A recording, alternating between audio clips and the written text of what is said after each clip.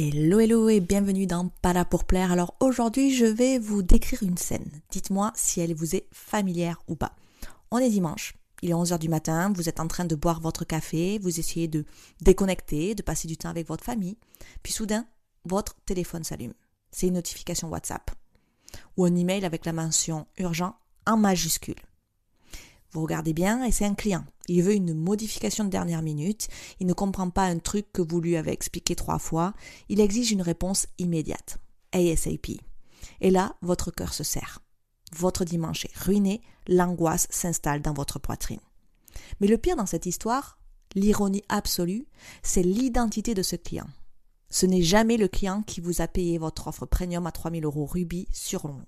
Non, à 100% du temps. Ce client qui vous harcèle le dimanche matin, c'est le client qui a pleuré au téléphone pour avoir une réduction de 50 €.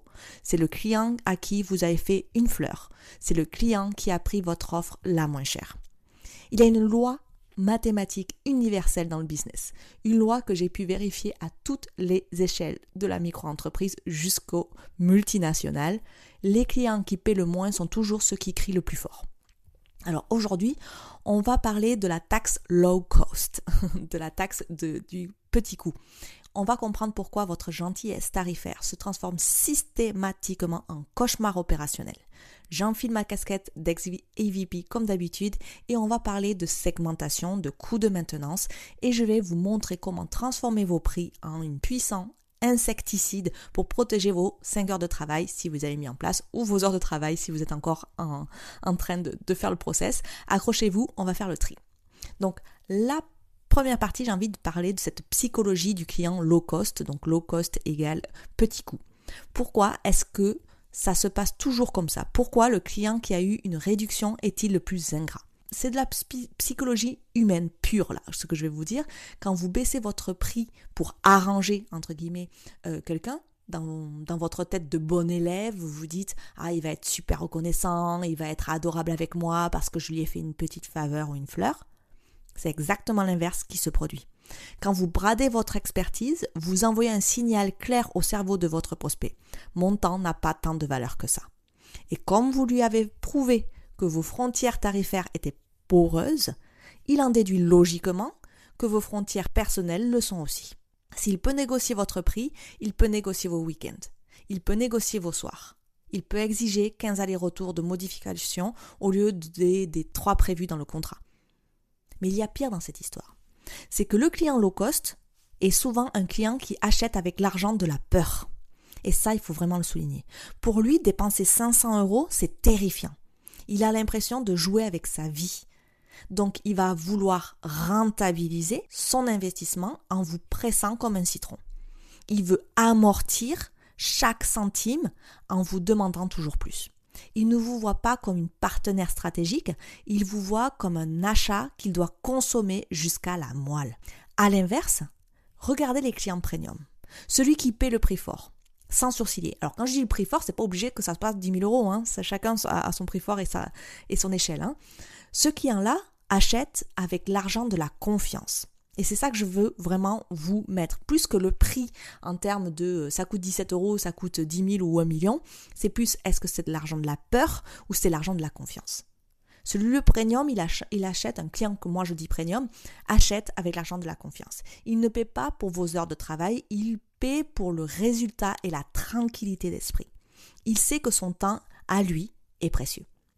Donc il respecte le vôtre. Il ne vous envoie pas des vocaux de 8 minutes le dimanche. Parce que le dimanche, il est lui-même en train de se reposer. Le client qui paie cher vous respecte. Parce que le montant qu'il a investi l'oblige à vous considérer comme une experte de haut niveau. Le respect est intrinsèquement lié à l'investissement financier. C'est brutal, vous n'êtes peut-être pas d'accord, mais pour moi, c'est une vérité, c'est un fait. Ok ? Maintenant, regardons le coût de la maintenance. Là, je vais passer sur mon rôle d'ex-VP. Quand on gère des budgets à plusieurs millions, comme j'ai pu le faire dans ma carrière corporate, par exemple pour l'ouverture de l'Apple Store en Corée, on ne regarde pas les clients de la même manière. En tant que solopreneur, vous êtes obsédé par une seule métrique, le CAC, le coût d'acquisition client. Vous vous demandez comment attirer un client, combien ça vous coûte de temps sur Instagram, mais vous oubliez la métrique la plus importante de la haute stratégie, le coût de maintenance. Combien vous coûte ce client une fois qu'il a signé? Regardez bien ce chiffre-là. Reprenons notre client low cost. Vous lui avez vendu une prestation à 500 €. Il vous envoie 3 emails par jour. Il vous demande des ajustements hors contrat. Il est stressé, donc il vous transfère son stress. Il faut le rassurer en permanence. À la fin du mois, ce client vous a pris 20 heures de votre temps et je passe sur l'énergie mentale. Faisons un peu des maths. 500 € divisé par 20 heures. Vous êtes payé 25 € de l'heure, brut. Mais les impôts, si vous les enlevez avec vos charges, etc., vous venez littéralement de payer pour avoir le droit de vous faire harceler. Ce client, c'est une fuite de capitaux, pas juste d'énergie. Et vous savez à quel point je suis intransigeante là-dessus. Dans mon modèle de la 5-hour CEO, mon temps de travail est limité à 5 heures par jour. C'est une limite physique imposée par les séquelles de mon hémorragie de début d'année. Mes heures sont comptées pour assurer la survie financière de mon foyer pendant que mon mari apprend le français et s'intègre en France. Si j'accepte un client low cost qui draine mon énergie, ce n'est pas juste un mauvais moment à passer, c'est une menace directe sur ma santé. C'est une menace sur mon mariage. C'est parce que si je finis ma journée essorée par un client toxique, je n'ai plus aucune patience pour mon mari le soir. L'énergie que vous vole un mauvais client, c'est de l'énergie que vous volez à votre famille, à votre santé, à vos futurs bons clients. La taxe low cost n'est pas qu'une taxe financière, c'est une taxe vitale. Donc, on va parler donc du prix comme filtre antiparasite. Je sais que beaucoup de gens sont pas du tout d'accord avec ça. C'est votre point de vue. Moi, je parle d'expérience après plus de 6 ans d'entrepreneuriat et plus de 10 ans en corporate. Ok? Alors, parce que pour moi, la solution, c'est comment se débarrasser de ces clients qui nous pompent l'air. La solution est d'une simplicité mathématique déconcertante. Vous devez utiliser votre grille tarifaire comme un filtre antiparasite. L'augmentation de vos prix n'a pas seulement pour but de vous rendre plus riche, il a pour but de protéger vos frontières opérationnelles. Beaucoup d'entre vous ont peur d'augmenter leur prix. Vous vous dites « Nana, si je double mes prix, je vais faire fuir plein de clients. » Oui, c'est exactement le but en fait. On veut faire fuir ces gens-là. On veut faire fuir les prospects qui cherchent un petit prix. On veut faire fuir celui qui n'a pas le budget mais qui va exiger un service 5 étoiles. Votre prix est le videur à l'entrée de votre boîte de nuit. Si le prix est bas, tout le monde rentre, y compris les gens qui vont casser les verres et se battre au comptoir. Si le prix est élevé, la sélection se fait toute seule. Vous n'avez même plus besoin de dire non et le prix dit non à votre place. En augmentant vos prix, vous réduisez mathématiquement votre volume de clients. Si vous passez de 10 clients à 500 € à 2 clients à 2500 €, vous gagnez toujours 5000 €. D'accord? Mais au lieu de gérer 10 problèmes, au lieu de gérer 10 personnalités, 10 personnes qui vous envoient des emails, vous n'en gérez plus que 2. 2 personnes qui ont les moyens de vous faire confiance. Vous venez de récupérer 80% de votre temps, 100% de votre tranquillité d'esprit pour le même chiffre d'affaires. C'est ça la magie de l'efficience, c'est ça être une CEO qui maîtrise sa croissance. Parce qu'il ne faut pas se berner là, les filles. Quand vous faites des produits de service, c'est un produit de luxe. Personne n'a besoin de manière vitale d'avoir un logo ou des templates de compte pour poster sur Instagram. D'accord? Personne n'a besoin de manière vitale, ils ne vont pas mourir s'ils n'ont pas une stratégie business avec eux. D'accord? Ce sont des produits de luxe, les services. Sauf si vous faites des services vraiment à la personne qu'elle est en train de mourir, quoi, si elle n'a pas. Si vous ne vendez pas de l'eau à quelqu'un qui a besoin d'eau, là, il y a un problème vital. D'accord? Donc, arrêtez de dire il faut que tout le monde puisse y accéder. Non.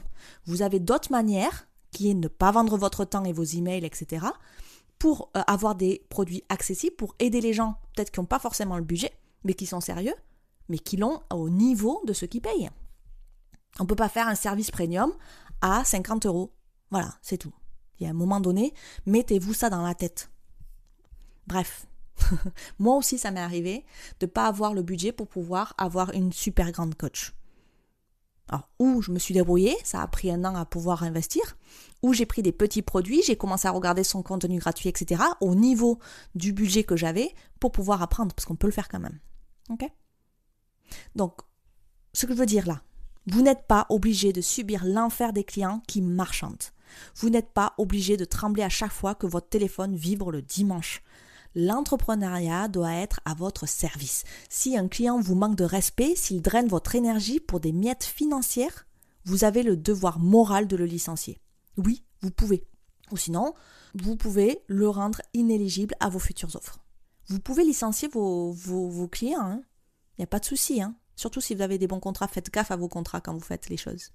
Le problème, c'est que pour augmenter ses prix avec aplomb, il faut pouvoir s'appuyer sur autre chose que de la simple motivation. Il faut s'appuyer sur des faits.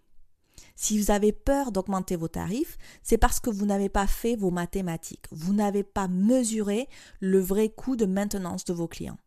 C'est exactement à ça que sert mon système 5 heures. C'est le dashboard Google Sheet que j'ai rendu public pour vous. À l'intérieur, on ne parle pas de mindset du tout. On fait tourner le crash test des 5 heures. Vous allez rentrer le prix actuel de vos offres et le temps réel que vous passez avec ces clients, y compris les tâches cachées, les emails, le SAV et tout ça. Le fichier va calculer instantanément votre taux horaire réel. Je vous garantis que pour vos offres low cost, le fichier va s'afficher en rouge 100, ok ? Il va vous prouver mathématiquement que vous travaillez à perte énergétiquement. Quand vous verrez ce rouge sur votre écran, l'augmentation de vos prix ne sera plus un caprice de diva. Ce sera une nécessité de survie validée par les chiffres. On a besoin de ça. Je vous ai laissé cet outil à disposition pour seulement le prix même moins d'un menu de McDo. Ça vous reviendra moins cher que de prendre du Doliprane à chaque fois que vous avez un appel avec un client toxique. Le lien pour récupérer le système 5 heures est dans la description de cet épisode. Et si vous voulez faire un audit approfondi pour voir qui sont les clients toxiques, les projets, les process, etc. de votre business, pour faire vraiment l'audit de fond et voir ce qui vous vole du temps, de l'argent et tout ça, vous avez un audit gratuit que j'ai mis à disposition avec un gros bonus pour vous. Ok ? Donc, relevez le pont-levis, augmentez le tarif à l'entrée et laissez les clients low cost épuiser vos concurrents. Prenez soin de vous et à très vite. Bye!